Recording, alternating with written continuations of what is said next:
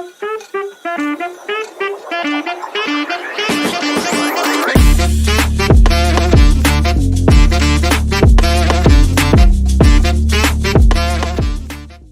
joining us with Protect the P. My name is Dion Webster Cox.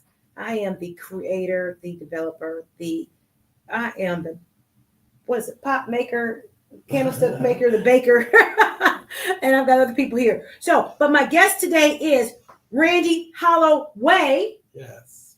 Who has graced me with his presence because he is a filmmaker, an editor, a writer, a director. I saw your credits, and I hope you came prepared to tell me what your P is and how you protect it and why you protect it, because that is major.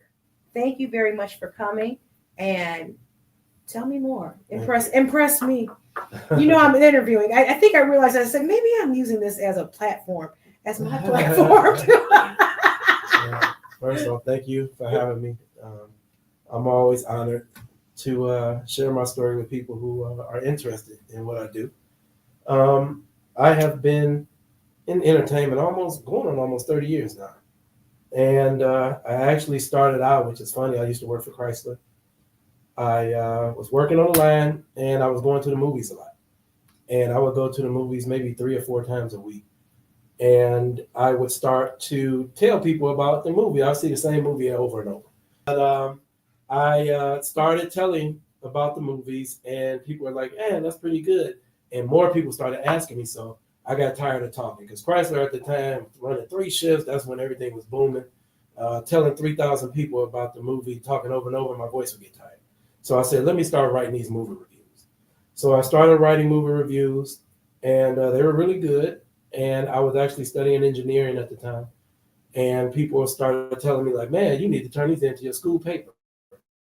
So these little movie reviews that I wrote up, and I turned them into my school paper. School paper hired me. I end up reviewing a movie, Billy Elliot, about the miners' strike in Ireland. I think whenever that strike was, a big strike. It was based on that time.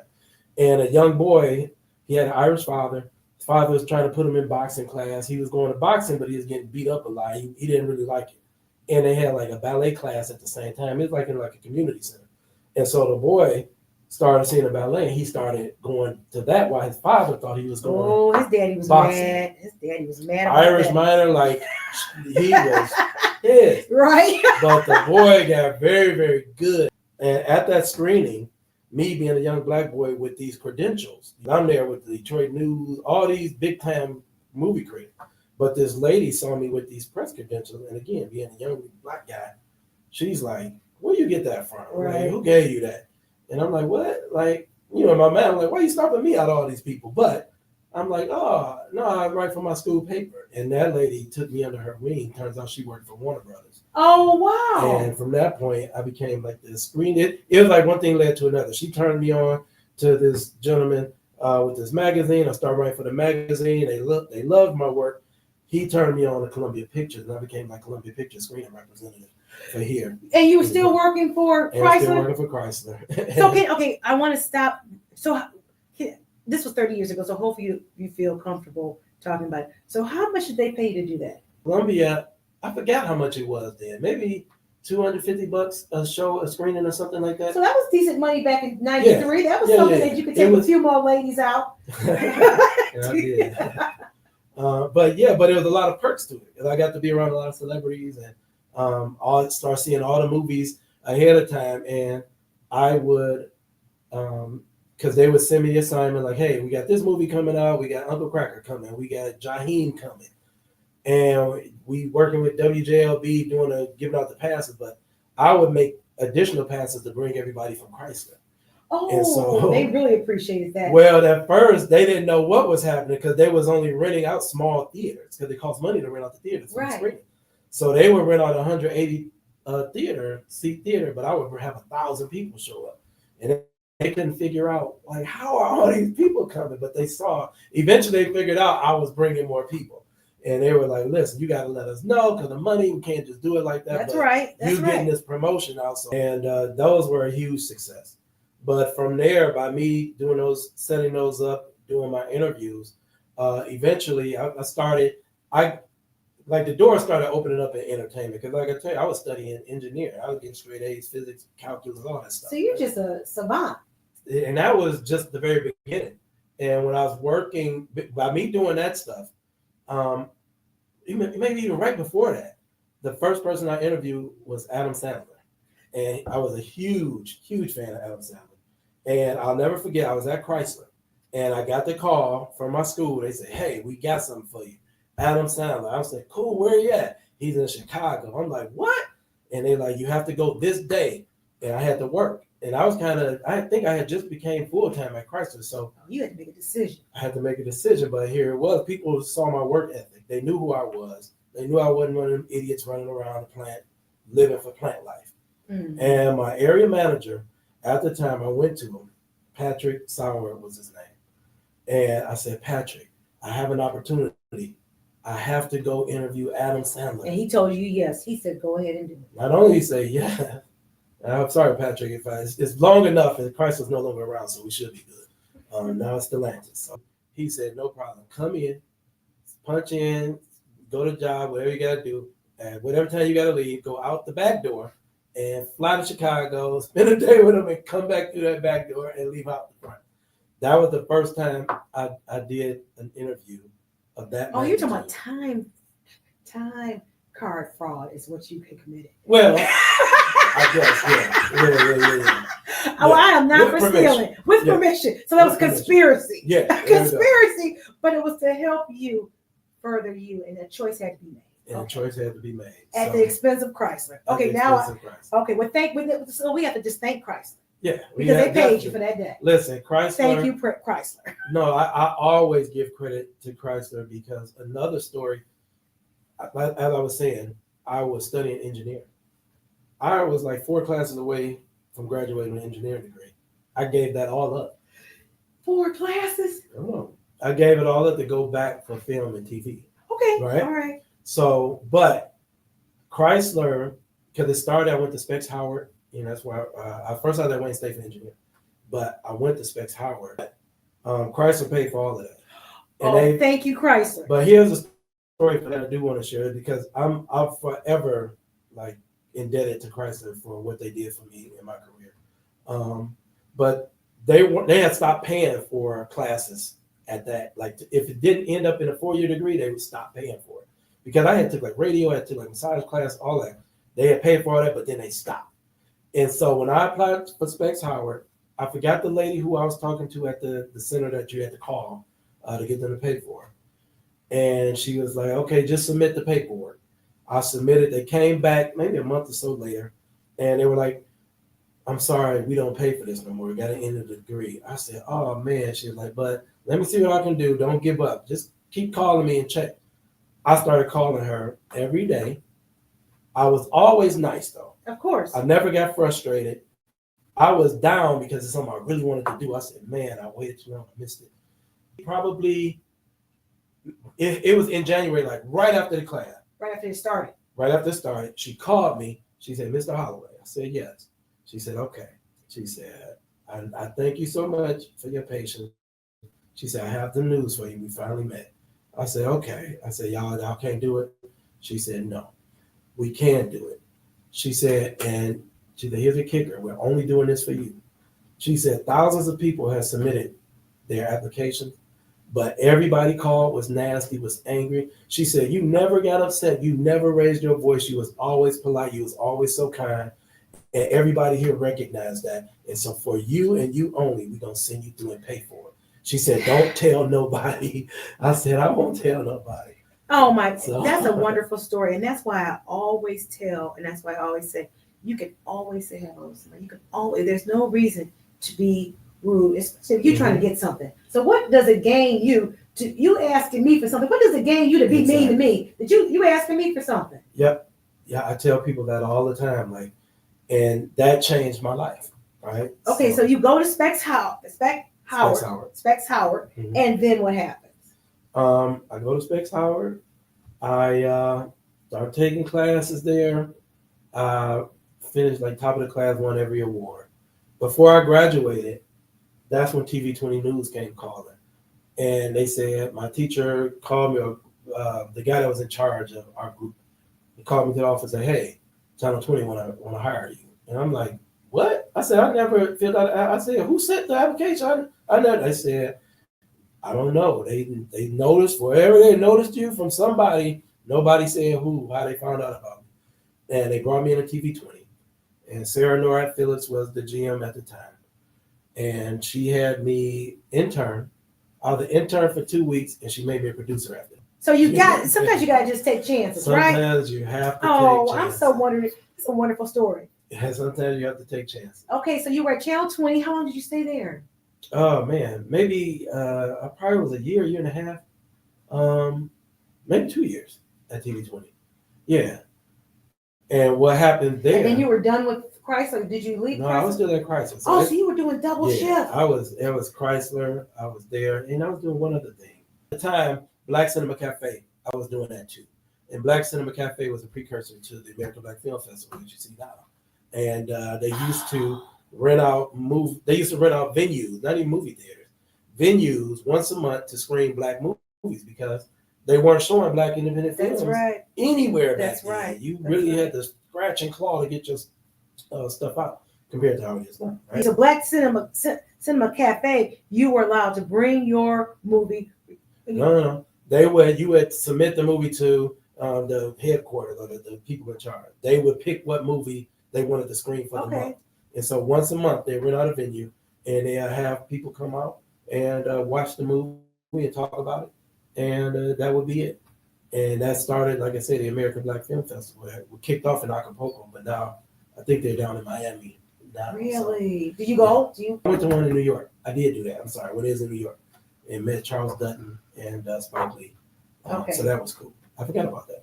It's okay. So now you are at Channel 20. You are Black Cinema Cafe and Chrysler and a third thing that we don't quite remember. Well, it was those three things, if I'm not mistaken.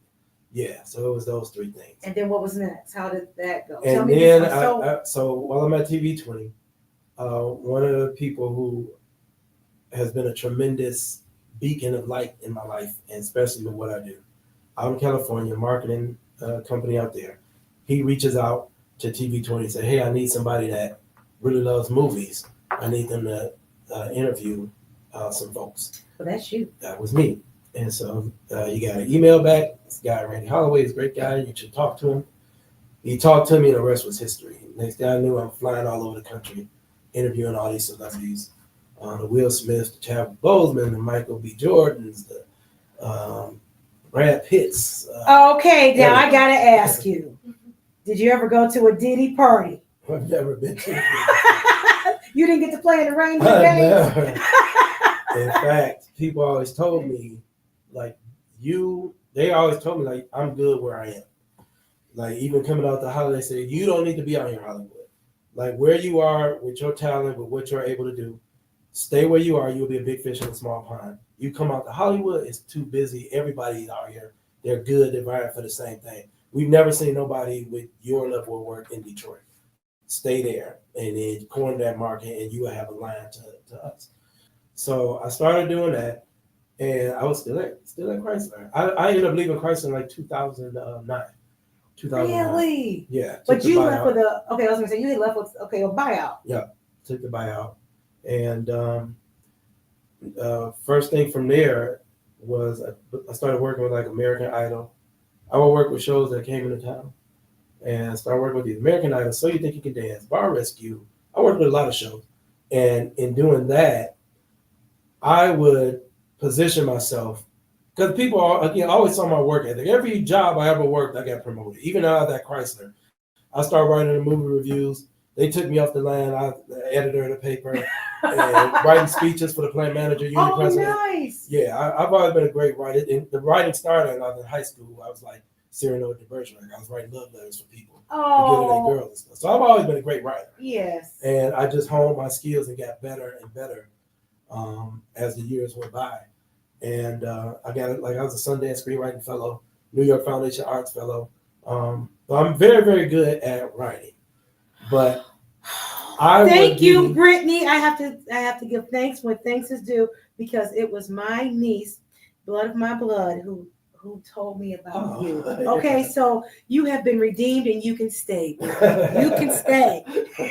I'm just joking. She can stay anyways, but I'm just saying it's a wonderful. I'm so happy to have met you. That's why I'm interrupting. I'm so happy to have met you. No, it's fine, and I appreciate that. I'm honored to be here. As I'm working for all these shows, I'm seeing how they're operating. You see the And process. You see what it takes. You see the steps. Mm-hmm. And so, as I'm doing this thing again, my work ethic was so good. I would come in with all my friends or whatever at the PA at the time just studying, but I would always end up with the executive producers, and they would take me under their wing and say, "Hey, we see that you're working. You know what? Especially one time, like, so you think you can dance? They seeing me work, like, hey, end of the day, everybody getting to go home. They like, hey, come here for a minute. I'm like, what's going on? We really like what you're doing. You want to go to dinner with Paul Abdul? I'm like, what? Of course I do. They're like, okay, Paul Abdul and Jason Derulo, we want you to come back. You're going to go out to dinner with them. And I had an opportunity to do that. But as I'm doing this stuff, I'm looking at how this process go. And I said, you know what?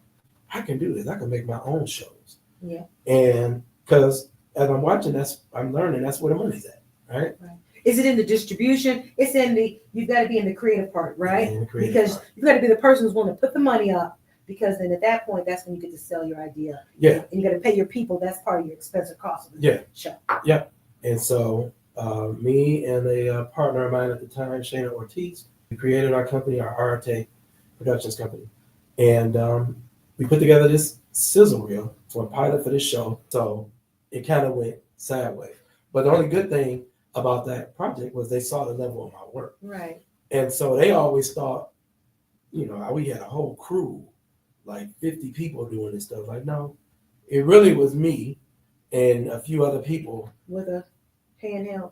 Yeah. And a lot of times I would just have them like, put the camera on your shoulder, stay here and don't move. Aim it this way. I'm going to go over here and work this camera. All you got to do is make sure you get this. And they didn't really know how to work the cameras. They didn't know how to work the sound. Yeah. So I understand. Put it together, and my editing skills were very, very good. Okay. And so at that particular time, it was like, man, do this. I had another guy. He was working with me. He knew the camera, but everybody else, it was all one of the things where it was just stand here, aim this way, don't move, like, and do the thing like that. No stabilizers. Right, no stabilizers at the time. So. But everything always came out good because once I got into editing, I could do what I needed to do. Okay.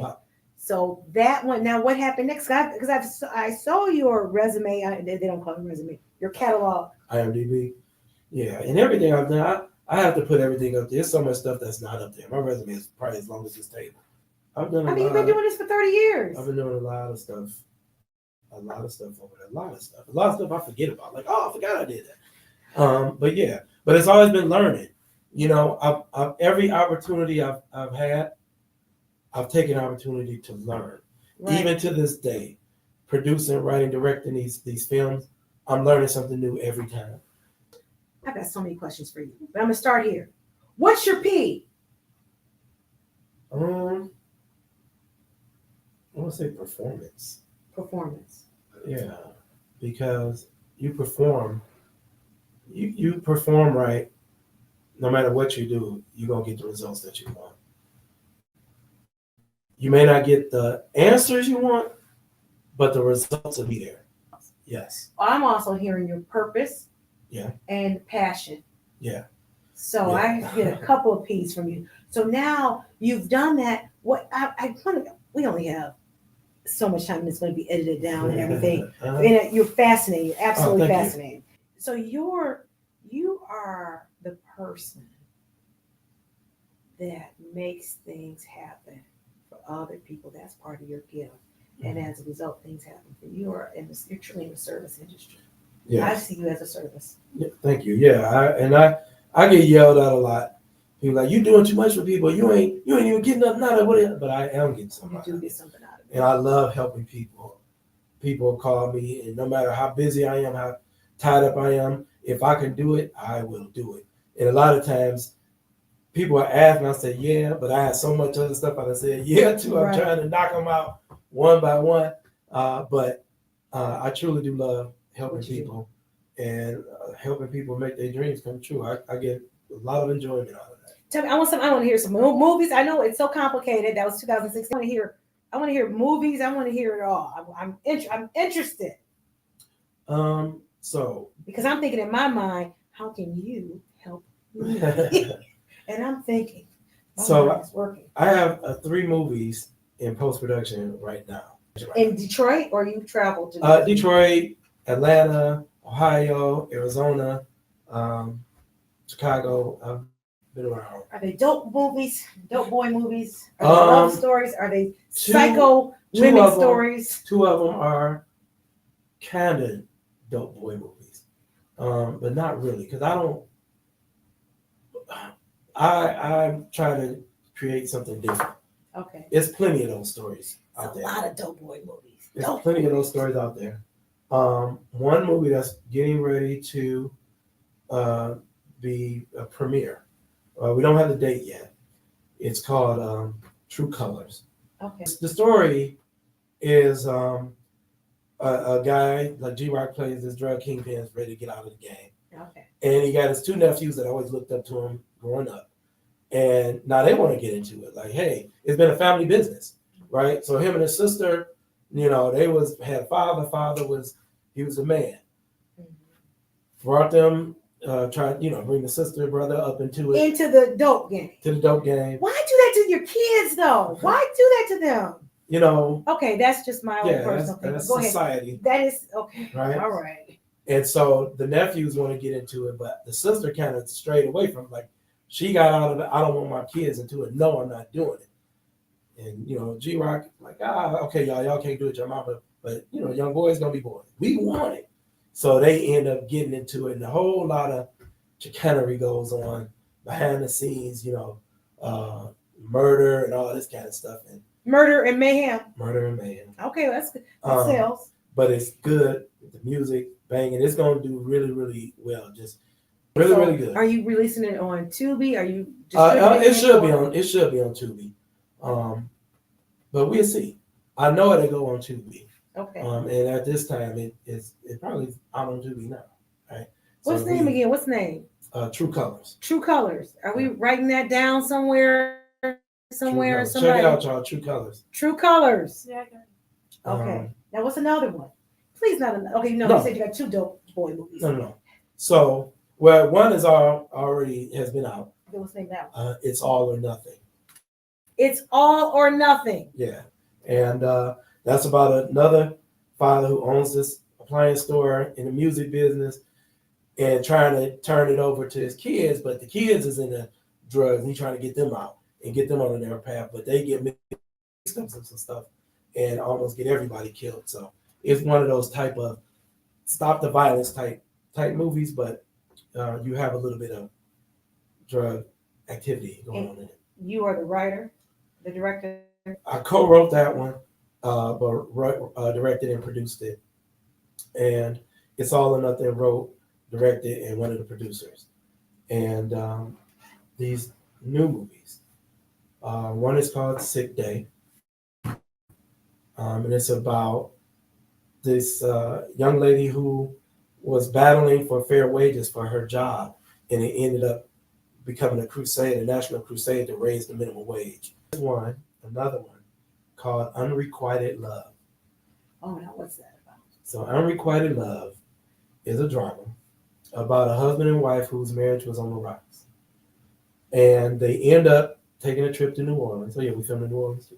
Okay. Took a trip to New Orleans, rekindled their romance. How did they rekindle? Just spending time with each other, seeing each other, because he's a musician, singer, she's an attorney. So they was always kind of gone and never really had a chance to spend time with each other. And people would always ask, how can you write in so many different voices? One of the blessings of working at Chrysler. Again, that's why I'm so grateful for Chrysler. That's it.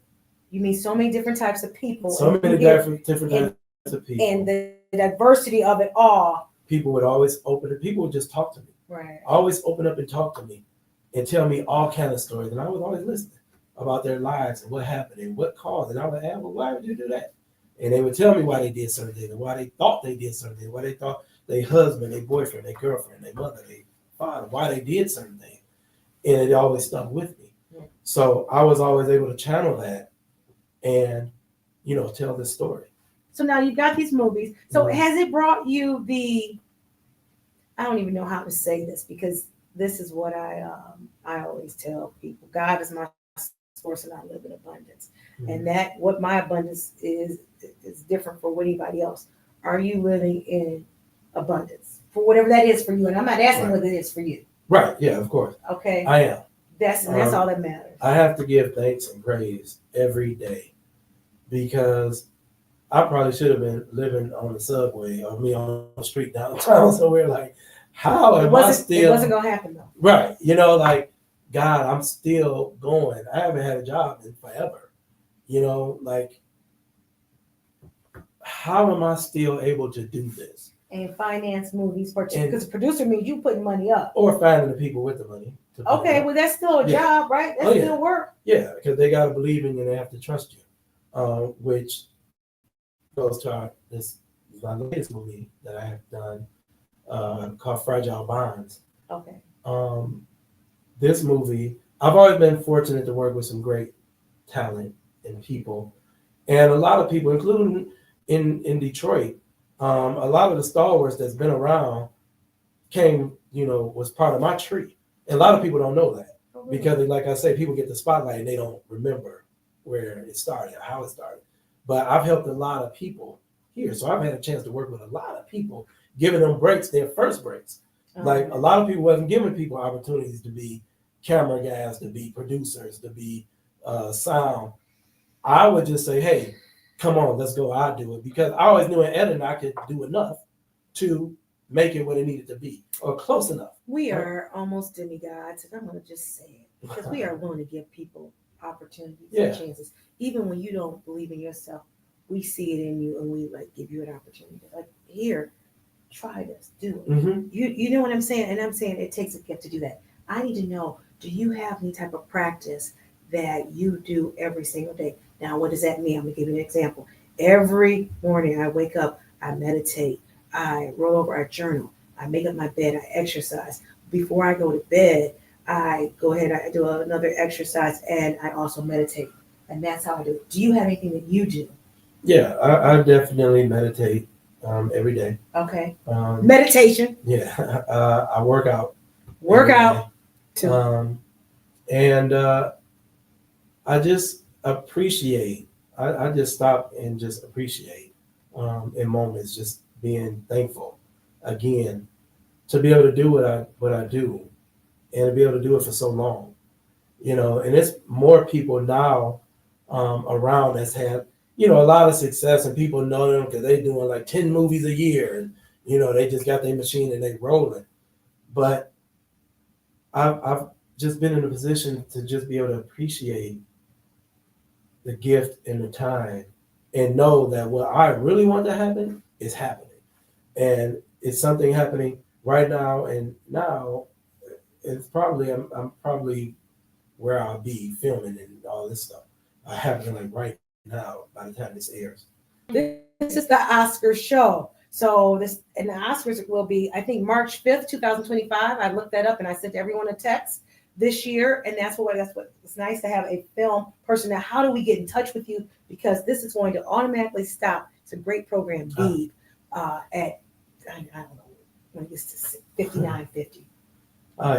You can go to my website, randyholloway.com. Holloway. Holloway. HOLLOWAY. You got I got you stumbling and fumbling. R Holloway at randyholloway.com. You can send me an email, but you can get in contact with me through my website. And a lot of fun. Fragile Bonds is a new movie. That was probably the first movie where I cried on set. The talent where I felt because the talent, I told them on set during one of those scenes, the talent finally matched my level of writing. Oh, wow. In the moment where I needed it to. Oh, wow. And it was tremendous.